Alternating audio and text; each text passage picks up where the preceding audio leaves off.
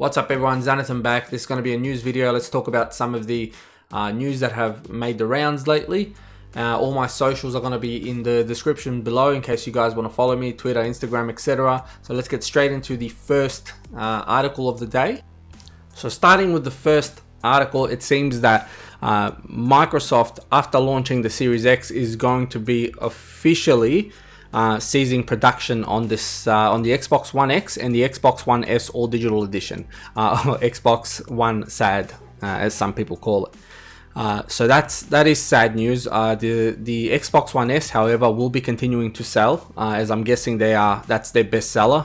I think the Xbox One S is great value for money. Sad to see this happened. I'm guessing maybe the Xbox One X introduced maybe some sort of halfway point between the Xbox One and the Series X, and who knows what that says about the price of this thing.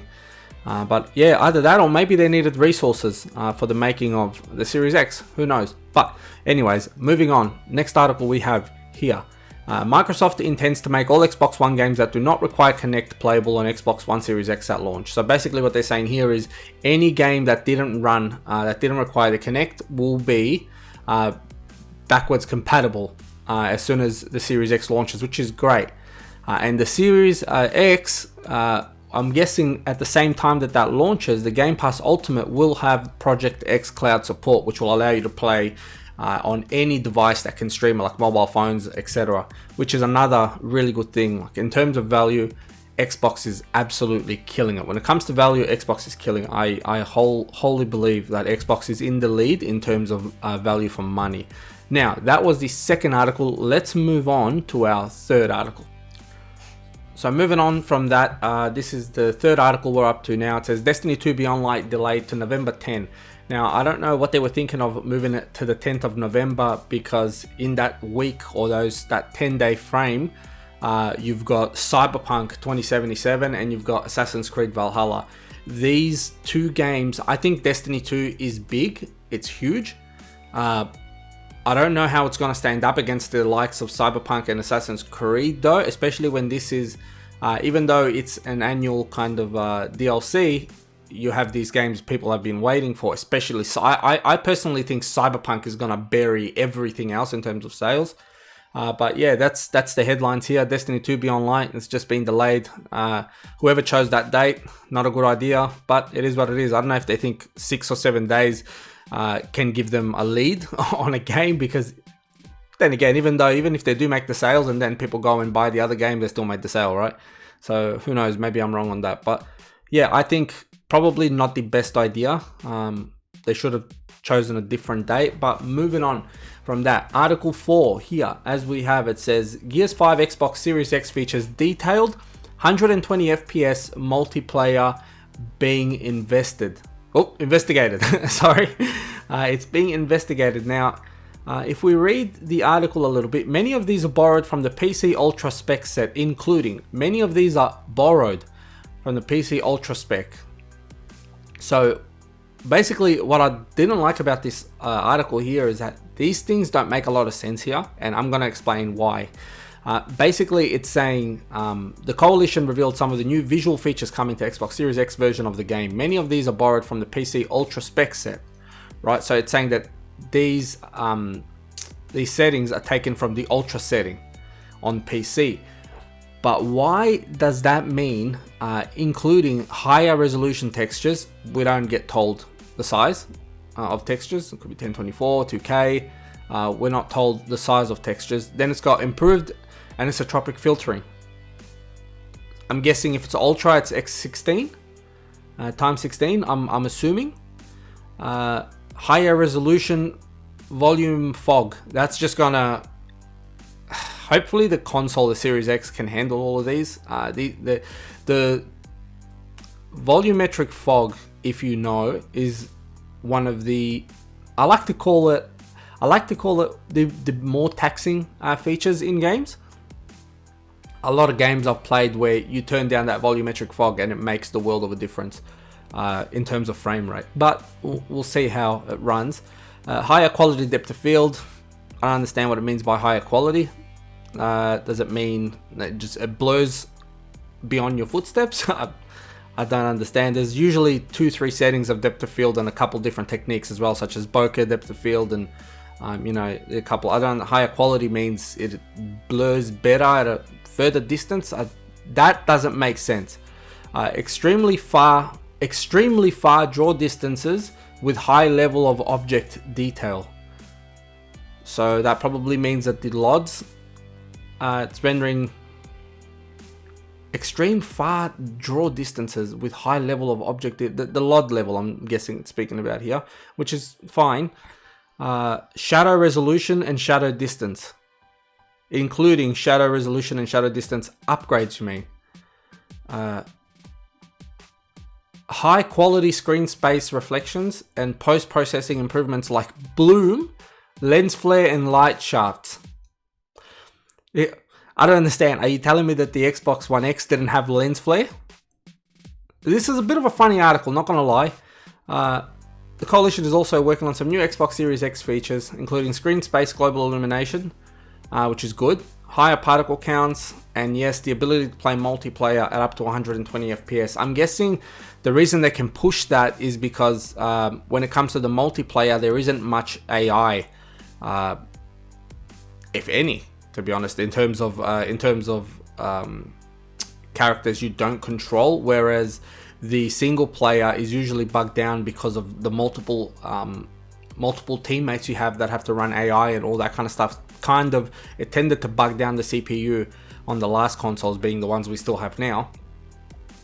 So yeah, here it just speaks about context shadows, yep, global higher particle counts, real-time cinematics and an extra 30 FPS, which is cool, and they're investigating 120 FPS multiplayer support. Anyways, this is all good news. I wish that this was a little bit more detailed. Like, I would like to know what at what times the anisotropic filtering is. You know, if higher, this is just telling me that it's higher volume, higher quality, like a bokeh depth of field. What kind of depth of field is it? Doesn't tell us. This just says that it includes shadow resolution and shadow distance. I'm guessing upgrades. Could have been an error by the person who wrote the article. High quality screen space reflections, which is cool. Post-processing improvements like bloom, lens flare, light shafts. Light shafts is in God rays, I'm guessing. Which, these are something you could say, yes, they've been added, but bloom and lens flare, man, come on, it's 2020. That's ridiculous. Anyways, aside from that, guys, moving on. That was Article 4, I believe. Article 3. Alright, let's go to Article 4. Article 4, we have Microsoft's Big July Xbox event strictly focused on games will stream at 1080p 60 FPS. That's good for us at home. Watching it will be nice and smooth. It's always nice to watch 60 FPS video over 30. It's just easier on the eyes. Or really anything 60 FPS is easier on the eyes over 30. But I like this. Aaron Greenberg from Xbox. He put this tweet out today. I believe was today. Yes. And he wrote, I know everyone is excited for Xbox Games Showcase next Thursday. Seen some wild expectations. So if it's helpful, I'm just going to say it's helpful. This show has one focus. Games, no business devices or similar news. Just games. A whole show about an hour long focused on games. Hope you'll enjoy. This is great because people tend to build an extremely large expectation right before these sorts of shows. And then what happens is the companies get backlash because people didn't see what they wanted, or there was some sort of expectation that was not met, and everybody on Twitter just goes on these firing rays at these companies, and it does happen a lot. Although these companies do tend to lie sometimes. I'm not gonna lie, they did kind of not lie. I would say they twist words a little bit, like they did with the event that happened not long ago, and Microsoft copped a lot of flack because of that. But anyways, aside from that, this is all good. This is a really good. This is what the industry needs: more clear announcements. So that's Article 4. Moving on to the next article. So moving on to Article 5. From that, we have Phil Spencer in a blog post, as it says here. It says, "You won't be forced into the next generation. We want every Xbox player to play all the new games from Xbox Studios," Spencer said. That's why Xbox Game Studio titles we release in the next couple of years, like Halo Infinite, will be available and play great on Xbox Series X and Xbox One. We won't force you to upgrade to Xbox Series X at launch to play Xbox exclusives. Now that is a little confusing in and of itself, because they did also come out and say that there will be no Xbox only exclusives on the Series X for the first couple of years.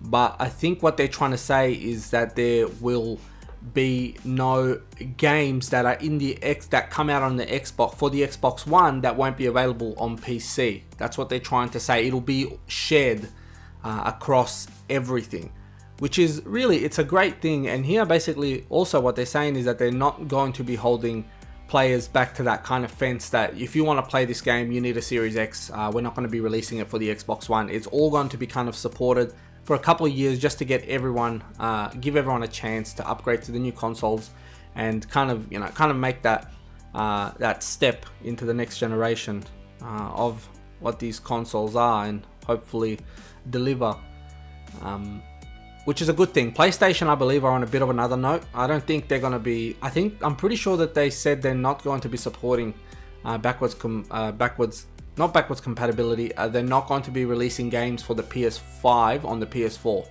That is what has been said by the president of PlayStation. They believe that when a game comes out for certain hardware, then it should display that hardware. So they're not going to be held back by the last generation, which is fine, each to their own. But this is kind of more consumer friendly. So Microsoft's strategy and messaging is that Xbox is not tied to one device, but rather a wider ecosystem, which is really all great news. And Article 6, Article 6 as the last article of this news episode, guys, will be Jeff Keighley. Really cool guy, has got his hands on a DualSense. It's going to be hard to get that right from now on because I'm used to saying DualShock. But he's got his hands on a DualSense controller, and he will be doing a kind of live stream, going hands-on, and just, doing a hands-on live stream about the DualSense tomorrow, I believe. Live at noon ET, Eastern Time, 9 AM PT, across all platforms tomorrow. Yeah, I was like looking for a date, but I read it before. I don't know why. I got a little confused. That doggy's funny, man. But yeah, look, really cool. I'm super excited for this. They're talking about these vibrations in the controller. That is, apparently it's really crazy stuff. I really cannot wait to get a feel. But look, that's going to be, as always, I hope you guys enjoyed the video. I'm going to try and deliver the news in these kind of segmented videos like this, kind of, block by block, on article to article, and talking about all the kind of stuff that kind of stood out to me. As always, guys, all my socials will be below. If you want to go, drop a follow, subscribe, leave me a comment, tell me what you think, and I will catch you guys on the next one. Thanks for watching.